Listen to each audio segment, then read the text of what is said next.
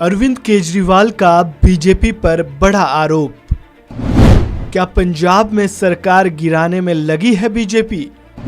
क्या आपके विधायकों से बीजेपी ने किया संपर्क? क्या पंजाब में शुरू हो चुका है ऑपरेशन लोटस? आम आदमी पार्टी के मुखिया और दिल्ली के मुख्यमंत्री अरविंद केजरीवाल ने बीजेपी पर बड़ा हमला किया है। केजरीवाल ने बीजेपी पर उनके विधायकों को खरीदने की कोशिश करने का बड़ा आरोप लगाया है। केजरीवाल ने दावा किया है कि बीजेपी ने पंजाब के 10 आप विधायकों से संपर्क किया और उनको खरीदने की कोशिश की, लेकिन वह नाकाम रहे। केजरीवाल ने कहा कि बीजेपी देश भर में दूसरी पार्टियों के विधायकों को खरीदकर सरकार गिराने का काम करती है। पीटीआई ने एक ट्वीट जारी कर इस बात की जानकारी दी।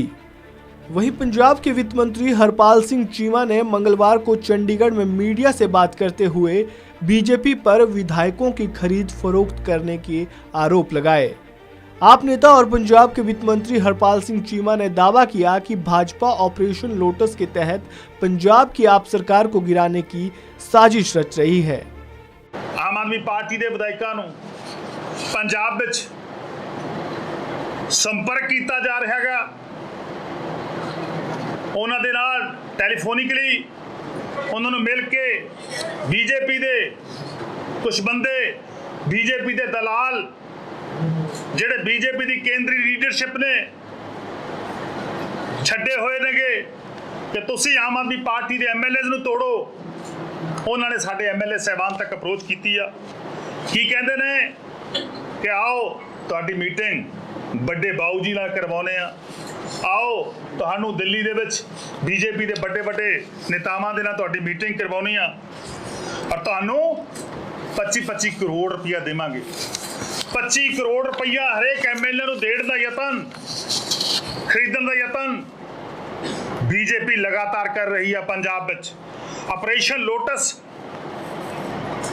ਜਿਹੜਾ ਕਿ ਇਹਨਾਂ ਦਾ ਕਰਨਾਟਕਾ 'ਚ ਕਾਮਯਾਬ ਹੋ ਗਿਆ ਹੋਊਗਾ, ਜਿਹੜਾ ਦਿੱਲੀ 'ਚ ਬੁਰੀ ਤਰ੍ਹਾਂ ਆਮ ਆਦਮੀ ਪਾਰਟੀ ਦੇ ਐਮਐਲਏ ਨੇ ਫੇਲ ਕੀਤਾ, वो ऑपरेशन लोटस जिहड़ा हैगा उहदी प्रक्रिया हुण पंजाब च पहुंची और साडे एमएलए साहबान नूं 20 करोड़ रुपया 25 करोड़ रुपया जिहड़ा ऑफर किया जा रहा है। और ये भी कहा जा रहा कि जो सरकार बदल गई, जो पंजाब में सरकार जिहड़ी है बीजेपी की बन गई तो तुहानूं वड्डे अहुदे भी देवांगे ते तुहानूं मिनिस्टर भी बनावांगे। ये भी ऑफर पंजाब च लगातार जिहड़ियां जारी नेगियां। ये कह रहे नेगे कि जेकर तुसीं कल्ले आओगे तो 25 करोड़ दे देंगे, जेकर तुसी 3-4 एमएलए नाल लेके आओगे, 2-4 होर एमएलए लेके आओगे, 10 एमएलए लियावांगे तो तुहानूं असीं इस तो भी वध कीमत जिहड़ी अदा करांगे और 50 तो लैके 70 करोड़ रुपए तक की ऑफर जिहड़ी आ वो साडे एमएलए साहबान नूं, साडे सत्कारयोग एमएलए साहबान नूं बीजेपी दी जिहड़ी आ लोग दे रहे नेगे। इससे पहले भी आपने बीजेपी पर विधायकों की खरीद फरोख्त के आरोप लगाए हैं। पहली बार आम आदमी पार्टी ने प्रधानमंत्री नरेंद्र मोदी पर किसी भी तरह से दिल्ली में सरकार गिराने की कोशिश करने का आरोप लगाया था। दावा किया था कि भारतीय जनता पार्टी ने उसके 4 विधायकों से संपर्क कर पाला बदलने के लिए उन्हें 20 करोड़ रुपए की पेशकश की। इसको लेकर दिल्ली के मुख्यमंत्री अरविंद केजरीवाल ने आप विधायकों की बैठक भी बुलाई थी। इसके बाद केजरीवाल ने विधानसभा में विश्वास प्रस्ताव पास किया था। लाइक कीजिए, सब्सक्राइब कीजिए और शेयर कीजिए। बेल आइकॉन बटन दबाना ना भूलें और देखते रहिए आपका अपना चैनल फोकस हिंदुस्तान और अपने कमेंट्स ज़रूर भेजें ताकि हम फिर से हाजिर होंगे एक नई खबर के साथ। बंगाल में बीजेपी के प्रदर्शन पर गरमाई राजनीति। महुआ मोइत्रा ने दे डाली बड़ी चेतावनी। क्या ममता दीदी चलाएंगी बुलडोजर? पश्चिम बंगाल की राजधानी कोलकाता में मंगलवार को बीजेपी ने सचिवालय मार्च का आयोजन किया था। बीजेपी का प्रदर्शन हिंसक हो गया था। इस दौरान कई गाड़ियों को आग के हवाले कर दिया गया। पुलिस और प्रदर्शनकारियों के बीच जोरदार झड़प भी हुई।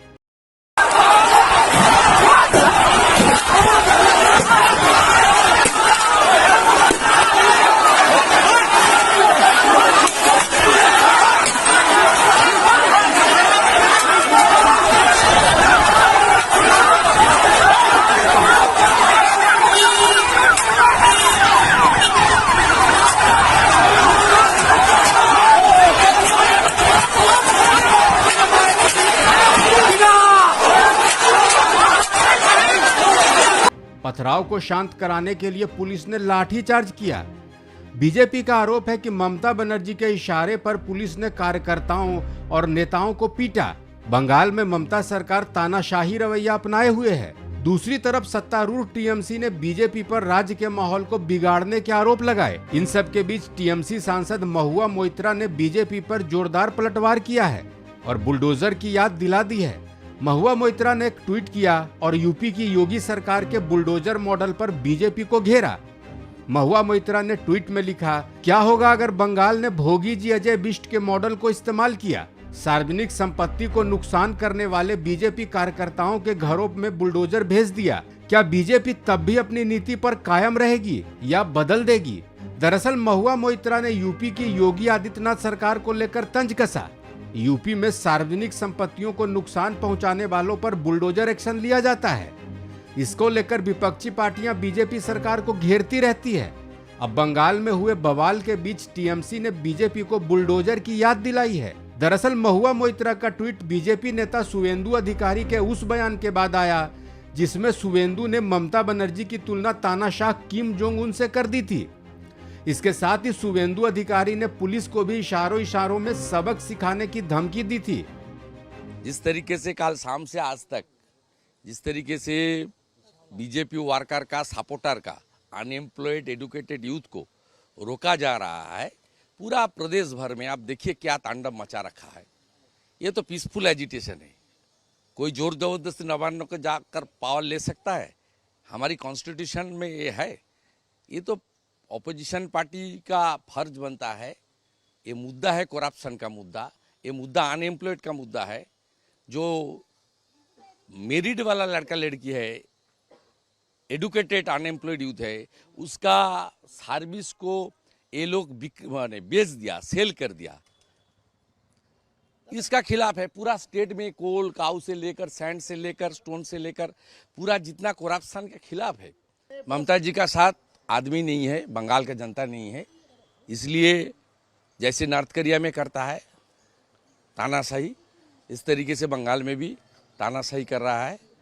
इस तरीके से जैसे अपोजिशन को रोका जाए। पुलिस का एटीट्यूड बहुत खराब है। जो पुलिस काल से आज तक ये सब काम किया उसको भुगतना पड़ेगा।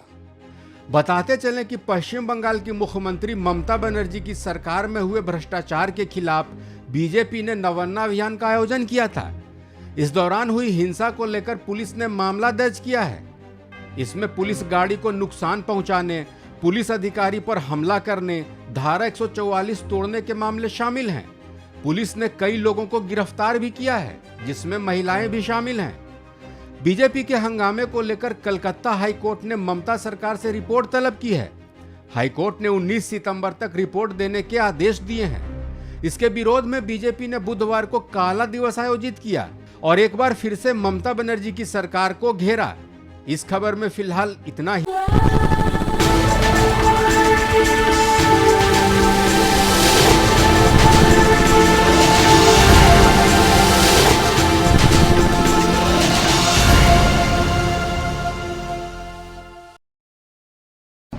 गुजरात में पकड़ी 200 करोड़ की ड्रग्स।